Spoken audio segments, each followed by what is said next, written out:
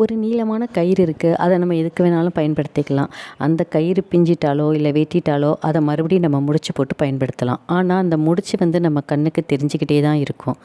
ஒரு முறை பகை மீண்டும் நம்ம எவ்வளோதான் நெருங்கி பழகினாலும் அந்த பகை மனதில் நின்று கொண்டே தாங்க இருக்கும். என்னைக்காவது ஒரு நாள் பார்த்தோம் அப்படின்னா நம்ம சிரிச்சிட்டே இருப்போம்.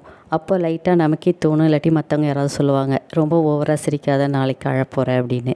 அப்படி ஒரு வேளை நாளைக்கு நம்ம அழறோம் அப்படிங்கிறது தெரிஞ்சால் கூட அதுக்காக இன்றைக்கி சிரிக்கிறத நிறுத்த வேண்டாம். நாளைக்கு அழுவதை தடுப்பது எப்படி அப்படின்னு யோசிச்சுக்கிட்டே சிரிங்க அப்படின்னு சொல்கிறாரு நம்ம கவிஞர். ஒரு தரம் பெய்த மழையே ஒரு தலைமுறைக்கு போதுமானதாக இருந்து விடுமானால் ஆண்டவனின் இயக்கத்திற்கே அர்த்தமில்லாமல் போய்விடும். நீ ஒரு நாள் செய்த நன்மையே வாழ்நாள் முழுவதும் போதுமானதாகி விடுமானால் உன் ஒவ்வொரு நாளுமே வீணான நாளாக மாறிவிடும்.